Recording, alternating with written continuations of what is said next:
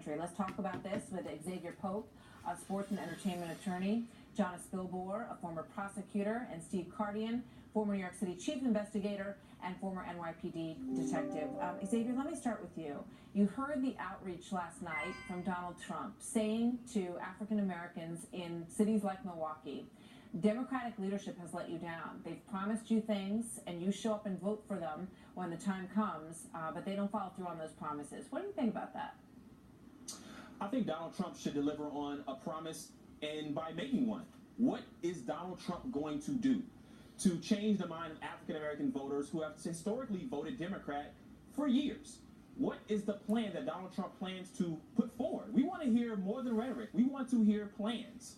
I understand what you're saying, but for a moment, let's look back at what has happened, because that's what he's referring to. He's saying that in these cities like Milwaukee, where they've had, I think, almost 100 years, maybe more than 100 years of Democratic leadership, the problems have only increased for African Americans in those cities in terms of unemployment, in terms of the breakdown of the family. So he's saying, look, you've been promised all these things, but you haven't gotten the handout, essentially. You haven't gotten the help, or the handout hasn't done what it was supposed to do, which was to, build people up and help them to better their own lives. I mean, I would love for you to address that. Is it a failure of Democratic leadership in these communities or not, in your opinion? I think there is a disconnect in our politics in this country. Donald Trump is addressing some of the worst fears of African Americans and saying, come vote for me because you've been failed by Democratic leadership.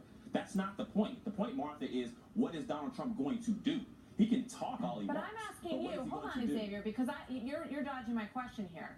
I'm asking you, do you feel that the Democratic leadership in places like Detroit and Milwaukee and Baltimore, have they done what they promised to do for the African American community? Are you satisfied? Are you happy with the way with the work they've done? That's the first question. Can you answer that?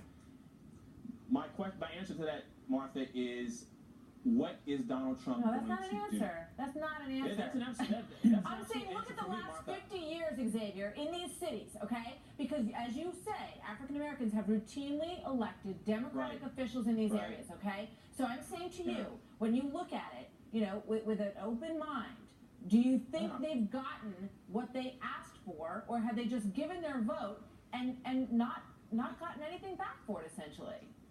Martha, I'll toss this back to you.